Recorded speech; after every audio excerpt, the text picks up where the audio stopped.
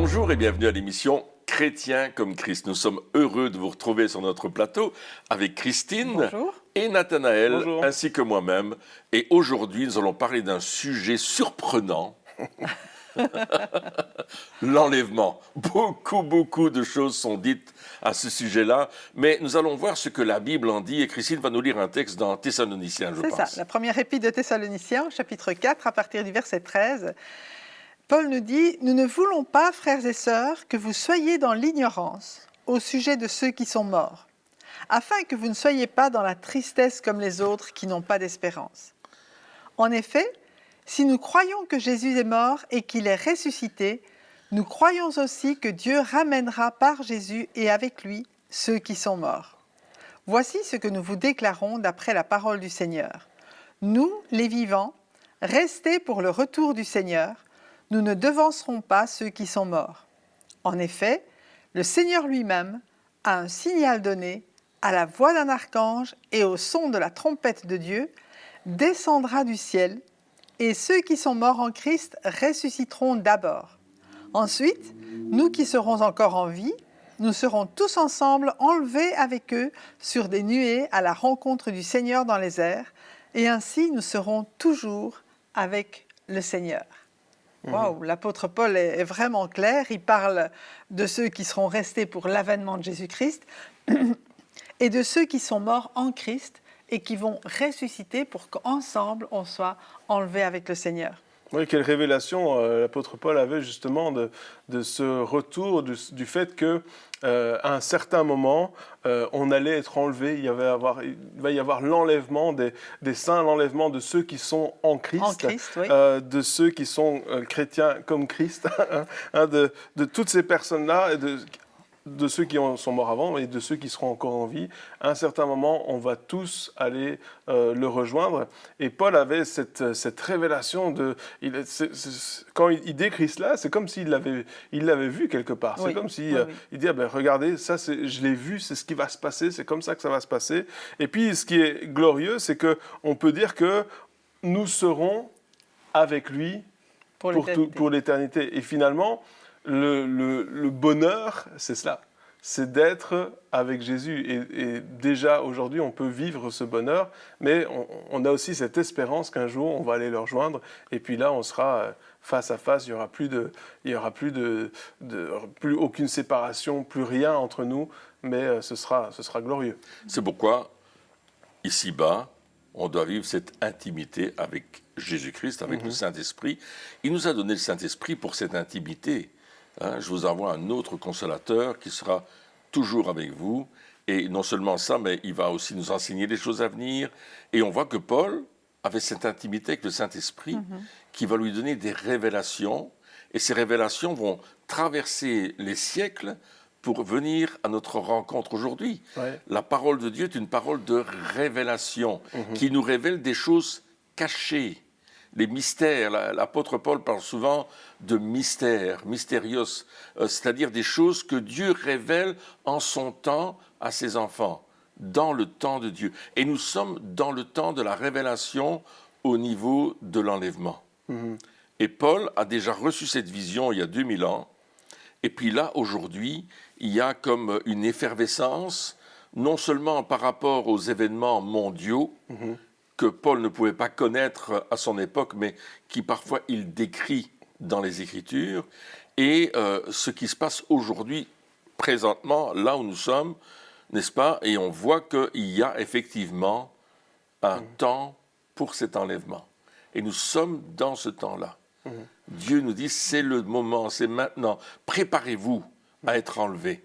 Oui, et puis aussi, comme Paul, comme on le disait dans l'émission précédente, il n'est pas question d'attendre le retour de Jésus pour avoir cette intimité avec Dieu, pour le rencontrer, pour être près de lui.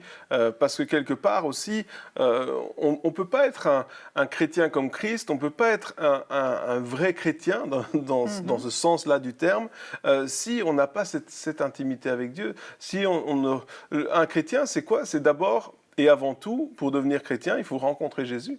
Il faut avoir cette rencontre avec lui. On ne rencontre pas une doctrine, on ne rencontre pas une Bible, on rencontre Jésus, une personne qui est là, qui veut être proche de nous, qui veut qu'on apprenne à le connaître, qui nous connaît déjà très bien, qui est venu nous chercher. La Bible nous dit, c'est pas vous qui m'avez choisi, mais moi je vous ai choisi. Donc c'est lui qui nous a choisis et il nous a fait cet honneur de pouvoir le rencontrer. Et on ne veut pas juste le rencontrer une fois, mais on veut le connaître. Et pour le connaître, on doit le rencontrer encore et encore et encore et encore. Et donc cette relation avec Dieu, où là il dit, on sera avec lui, il nous emmènera et on sera avec lui, c'est extraordinaire. Mais savoir qu'on peut vivre ça déjà maintenant, aujourd'hui, c'est encore plus extraordinaire. Parce que si on n'a pas cette relation, comme je le disais, on ne va pas être un chrétien comme Christ. On va s'en tenir à des doctrines, on va s'en tenir à des tu peux pas, tu dois pas, c'est comme ça, pas autrement, pourquoi, je sais pas, mais et on va être comme dans une prison, alors que Jésus nous a appelés à la liberté. Il nous libère. La liberté par rapport au péché, la liberté aussi par rapport à ce qu'on appelle la religiosité, la religiosité négative, dans le sens où, voilà, on est coincé dans des doctrines, dans des lois qui, au lieu de nous aider à nous approcher de Dieu, nous éloignent de lui. Et donc, cette relation, cette préparation à l'enlèvement, comme on est en train de parler, elle se fait aussi dans cette intimité, dans cette recherche de connaître Dieu, pas mentalement, mais connaître Dieu de manière à expérimenter Dieu. Exactement. Exactement. Enfin, là, tu as vraiment bien décrit la préparation finalement à l'enlèvement. Jésus vient rechercher son épouse, il vient rechercher sa fiancée. Et quelle est la caractéristique de la fiancée, sinon vraiment d'être en contact et de rechercher la présence de son fiancé de plus en plus, pour le connaître de plus en plus, parce que quand il viendra nous chercher, on sait qu'il y aura cette période des noces, les noces de l'agneau. Et l'épouse de Christ, c'est vraiment ceux qui cherchent, qui attendent sa venue, mais qui l'attendent pas de façon passive, mais qui l'attendent ardemment et qui cherchent sa présence, et en même temps qui sont sur la terre pour représenter Jésus. Parce que l'Église, l'épouse de Christ, c'est son représentant sur la terre. Et bien sûr, on sait, quand Jésus s'adresse aux 7 églises dans l'Apocalypse, il dit chaque fois ce qui va, ce qui ne va pas, mais après, dans l'Église, il s'adresse à celui qui vaincra, à celui qui m'écoutera, à celui qui fera attention et qui viendra dans ma présence. À lui, je donnerai la couronne. Oui, c'est quelque part, c'est à celui qui a soif de plus, à celui qui ne va pas se contenter de se dire c'est bon, Jésus reviendra un jour, on verra bien. Et puis, comme tu l'as très bien dit, les fiançailles, c'est ça, quelque part. Les fiançailles, elles servent à apprendre à se connaître, à voir ce qui va pas, à se dire les choses, à voir si ça va coller ou pas. Non, mais c'est vrai. C'est pas après qu'on est marié qu'on se dit finalement, ça va pas. Non, c'est pendant le temps de fiançailles qu'on apprend véritablement à connaître la personne. Et donc, voilà, c'est toutes ces choses-là qui sont tellement importantes de se dire, je ne vais pas me contenter de ce que je lis ou de ce que j'entends ou de ce que les autres vivent, mais je veux l'expérimenter. Je ne vais pas juste lire dans la Bible, mais l'apôtre Paul a vécu des choses extraordinaires, les apôtres ont vécu des choses extraordinaires, magnifiques, les prophètes, etc. Non, je veux dire, Seigneur, ils ont vécu des choses. Moi aussi, je veux vivre ces choses-là. Moi aussi, je veux avoir cette intimité avec toi. Moi aussi, comme Moïse, je veux te parler comme on parle à son ami. Moïse qui parlait à Dieu face à face comme on parle à un ami, alors qu'il était dit, nul ne peut le voir face à face et vivre. Et là, juste après, il parle face à face. C'est extraordinaire. Donc, il y a cette relation et de dire, je ne veux pas que ce soit pour les autres. Et c'est pour ça, dans l'Apocalypse, dans les 3 premiers chapitres, il dit à celui qui écoute, à celui qui a des oreilles, à celui qui est attentif, à celui qui recherche plus, à celui qui n'est pas satisfait de ce qu'il a, mais qui veut plus de Dieu. Oui, parce qu'on appartient à Christ. Et il y a un texte dans Corinthiens qui dit que et comme tous meurent en Adam, de même aussi tous revivront en Christ, mais chacun à son propre rang. On parlait des rangs dans l'émission précédente, des couronnes et des récompenses. Christ en premier, puis ceux qui appartiennent à Christ lors de son retour. Et il y a cette appartenance à Christ. Et comme tu disais, ce n'est pas une question de religion, mais c'est une question de relation. Une relation d'intimité, une relation où on peut partager. Et on ne doit pas venir montrer à Christ, là je suis fort dans ces domaines-là, tu vois, moi je connais ça, etc. Non, on vient devant lui humblement, comme un enfant devant son papa, hein, et on dit, papa, ben là je ne peux pas le faire, mais toi tu peux le faire. Il y a des choses que je n'arriverai pas à faire si Christ ne m'aide pas à les faire. Et être chrétien comme Christ, c'est rentrer dans cette réalité que Christ va m'aider à faire des choses, il va m'aider à vivre des réalités que moi, je ne savais pas que j'étais capable de les vivre. Et c'est là la beauté d'appartenir à Christ, la beauté de rentrer dans cette dimension, aujourd'hui, ici-bas, dans ma vie de chrétien comme Christ, de savoir que Christ va me donner une maturité que seul lui peut me donner. Et ça va changer ma manière de vivre, de penser, d'agir, parce que plus je vois des réalisations à mes prières, plus je vois des réalisations au fait que je fais des choses que Christ me demande de faire et que ça a du succès, plus ma foi, elle commence à grandir et je peux dire, Seigneur, je vais aller plus loin. Et à ce moment-là, j'ose faire des choses pour aller dans le sens de Christ. Et évidemment, je me prépare en même temps pour ces fameux enlèvements auxquels je veux participer. Et la question est, aux auditeurs et auditrices qui sont là, est-ce qu'ils veulent participer à cet enlèvement? Alors, on va tout faire pour être prêt pour cet enlèvement. Oui, et puis appartenir à Christ, ça veut dire aussi que, justement, comme c'est aussi, quand on se rapproche de Dieu, on comprend aussi ce qu'il veut et ce qu'il a pour nous.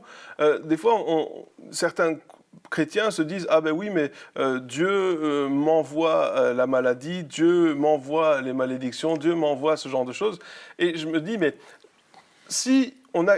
Imaginons qu'on a une voiture. C'est notre voiture. Est-ce qui irait prendre une masse et irait taper dessus, sur sa voiture avec la masse pour la détruire? Qui irait jeter sa voiture dans le ravin? Qui irait faire ce genre de choses? Et alors, bien sûr, on n'est pas des voitures, mais on est plus précieux on est bien plus précieux que ça. Mais nous appartenons à Christ. Et ce qu'il veut pour nous, c'est le meilleur.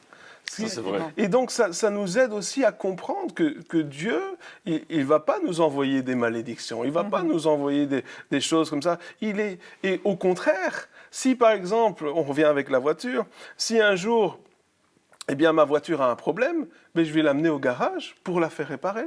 Si un jour, il y a un accident, il y a quelqu'un qui détruit la tôle de ma voiture, eh bien, je vais l'amener au carrossier pour la réparer et je vais prendre soin. Et je pense que, alors, on est bien plus précieux que des voitures, encore une fois. Oui, mais c'est une bonne image. C'est une image.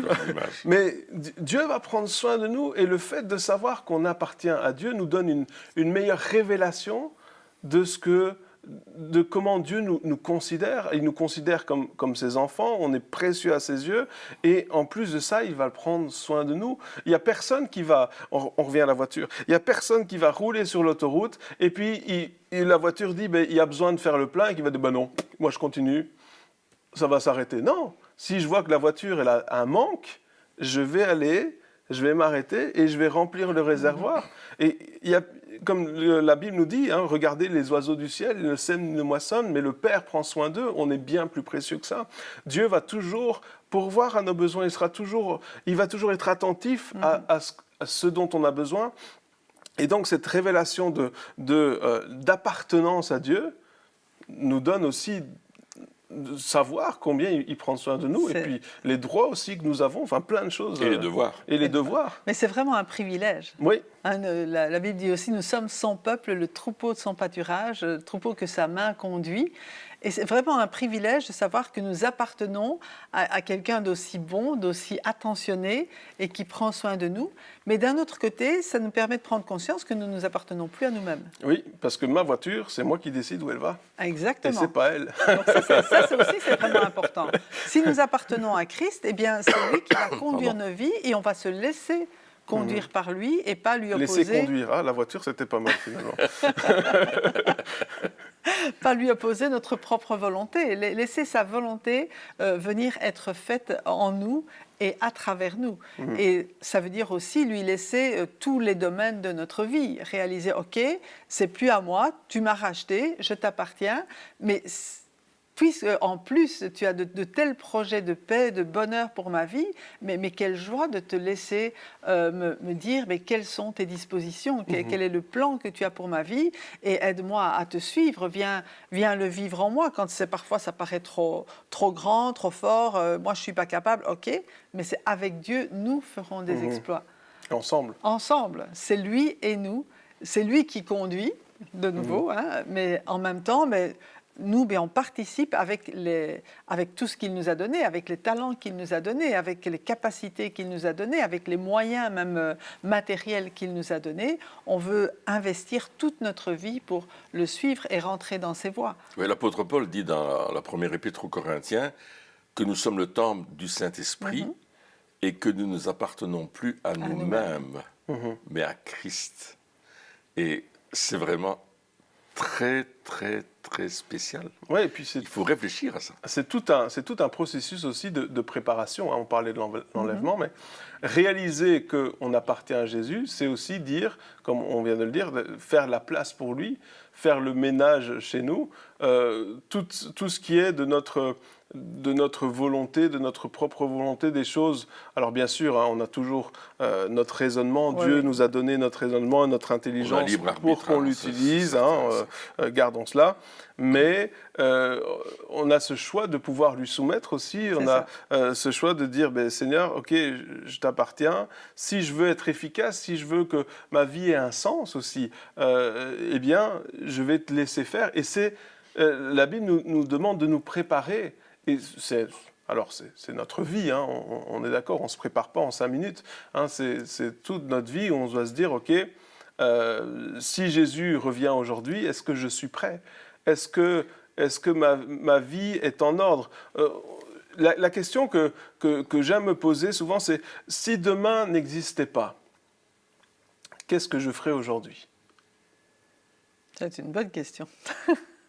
Si demain n'existait pas... Faire comme si c'était notre dernier jour sur Terre. Oui, qu'est-ce que je ferais aujourd'hui ? Alors au-delà de dire, oui, je vais aller faire un emprunt à la banque et aller faire un voyage en yacht, non mais... Les choses vraiment importantes. C'est quoi les choses vraiment importantes Parce que souvent, c'est un petit peu le malheur aujourd'hui, c'est qu'on a tendance à tout remettre à demain.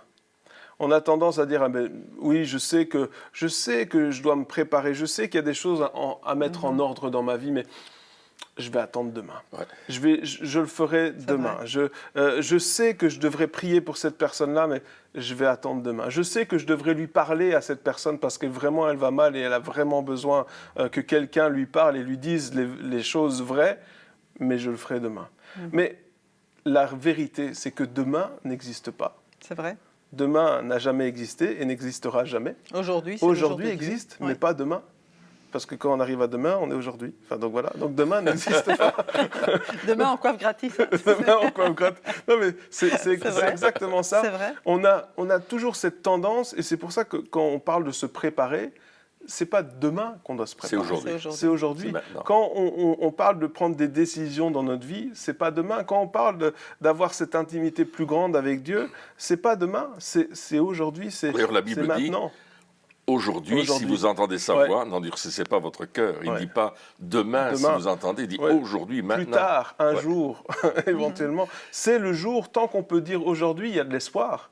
Mais un jour, on ne le dira plus. C'est vrai. Absolument. Un jour, ce sera trop tard. Et cette réalité de l'enlèvement aussi doit nous faire prendre conscience, et on le lit dans la parole de Dieu, nul ne connaît le jour ni l'heure.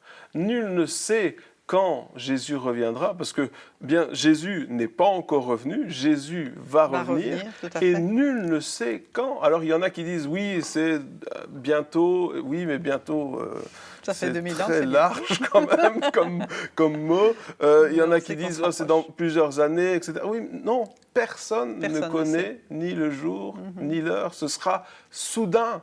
Oui. Et je dois me poser la question aujourd'hui. Je dois me poser la question maintenant. Et chacun des auditeurs doit se poser la question, et nous aussi qui sommes là, est-ce que je suis prêt pour le retour de Jésus? Est-ce qu'il y a encore des choses dans ma vie qui ne sont pas en ordre?